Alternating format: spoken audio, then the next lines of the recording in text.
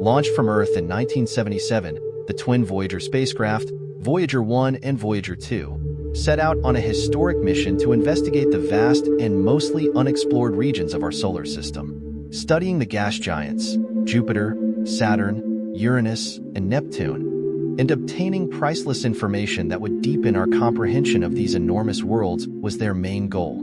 At first, a flyby of Pluto was planned, providing a fascinating look at the far-off dwarf planet. But as the mission went on, the complexity of the trajectory and the urgent necessity to concentrate on the gas giants forced this goal to be abandoned. An amazing chance to fly by Titan, Saturn's largest moon, which is covered in dense clouds and has a dense atmosphere, presented itself as Voyager 2 approached the planet.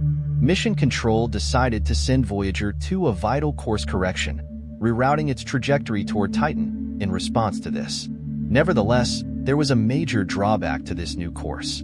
Voyager 2 could no longer be diverted back to Pluto, ending hopes for a near encounter with the mysterious dwarf planet. In 1989, the Voyager spacecraft achieved its principal goals, surpassing all expectations in spite of these setbacks.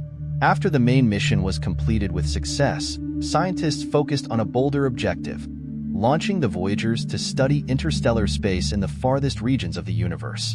Despite being built using technology from the 1970s, these spacecraft have continuously exceeded expectations in terms of their endurance and dependability. A complex high-gain antenna with a diameter of 3.7 meters is necessary for communication between the Voyagers and Earth. 3 Deep Space Network stations on Earth receive data transmitted by means of this antenna, which transmits and receives radio waves. Enormous distances are involved. Voyager's signal weakens to an astounding 20 billion times dimmer than the power of a common digital watch battery by the time it reaches Earth. Communication is hampered by this great distance. Thus, every transmission is an amazing technical and perseverance achievement. But there have been difficulties along the way. When the primary transmitter on Voyager 2 malfunctioned in 1978, the backup transmitter had to take over and has been in use ever since.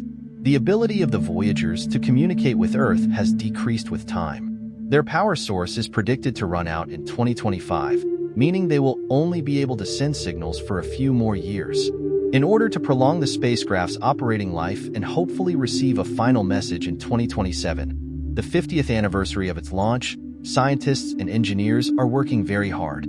The Voyager's signals are getting weaker despite their best efforts to stay in contact, making it harder for the spacecraft to lock onto Earth and determine where to relay their valuable data.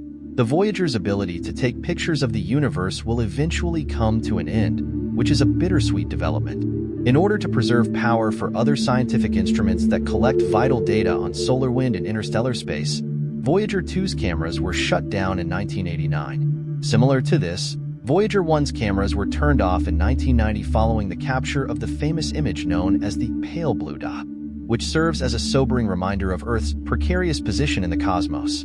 The universe around them is just too big, too empty, and too black for either spacecraft to ever get close enough to an astronomical object to take a photo of, even with their paths adjusted for the expanse of space. However, the extraordinary voyage of the Voyagers won't finish when the power is eventually completely removed. Both spacecrafts' velocity will remain constant in the vacuum of space, continuing them forward indefinitely. Their constituent parts won't deteriorate either. Instead, they'll keep traveling across space, delving deeper and deeper into uncharted territory. After leaving the solar system in 2012, Voyager 1 was heralded as entering interstellar space. However, a number of scientists contend that until Voyager 1 passes through the Oort cloud, a massive spherical shell of icy objects thought to mark the outer edge of the solar system, it will not be considered to be in pure interstellar space. Just getting to the inner edge of the Oort cloud will take an incredible 300 years, and Voyager 1 won't be able to fully pass through it for another 56,000 years. Voyager 1 won't be considered to be in pure interstellar space until it is free of the Sun's gravitational pull. Voyager 1 will travel an incredible 40,000 years before coming into contact with another star after entering interstellar space. It will pass close to an inconspicuous star called AC plus 703888 in the constellation Camelopardalis in that far-off future, 1.7 light-years away. The year 40,000 AD will be the setting for this encounter. When Voyager 1 passes within 1 light-year of the star EYC 3-1351, which astronomers believe may be a double star system, it will make its next close encounter in 304,800 AD. Even when Voyager 1 passes by GJ 686 plus GJ 678 in 596,000 AD, it will be distant from the frenzied cosmic activity that formerly encircled it. In contrast, Voyager 2 departed the solar system in 2018 and took a different route than Voyager 1. However, similar to its counterpart, it won't arrive to pure interstellar space until it passes through the Oort cloud, which is anticipated to happen in roughly 61,000 years. Interestingly, Voyager 2 will experience cosmic encounters of its own. It will pass within 1.7 light-years of Ross 248, a tiny red star, in about 40,000 years. In 298,000 AD, after an incredible 296,000 years, Voyager 2 will reach the star Sirius up close, 4.3 light-years away. Furthermore, in around 100,000 years, Voyager 2 will come into contact with G154 and Delta Piscium in the year 398,000 AD. The Voyagers will travel through localized bubbles of empty space and dust clouds formed by fading stars' stellar winds as they carry on their journey into the emptiness. Gas, dust, and elements repurposed from these cosmic debris are found in the areas amidst stars. Our Sun will come to an end in approximately 4 billion years. It will enlarge to 5 times its current size, eventually engulfing all the inner planets, including Earth, before collapsing on itself because it lacks the mass to go supernova. All living things, including ourselves, will be absorbed by the planet we call home and turned into the very fabric of stars.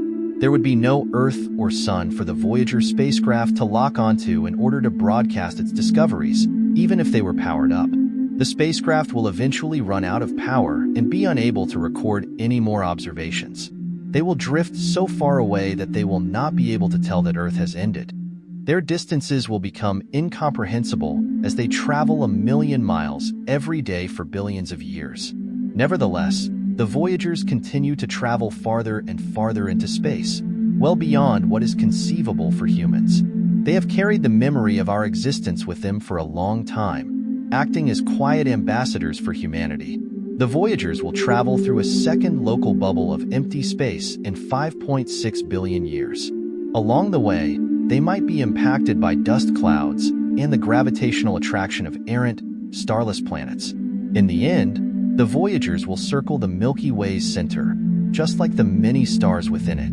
It will take an astounding 225 million years for them to complete one orbit around the core of the galaxy, and they will keep going for billions of years, possibly until the Milky Way and our neighboring galaxy, Andromeda, collide. The Voyagers are most likely going to survive this cosmic collision and carry on with their trip around the universe because of the great distances that separate the stars. Traveling at an incredible 1 million miles per day, the Voyagers will trek alone through the desolate and dark cosmos. They might see the beginning of new stars or the last gasps of people who have lived for ages.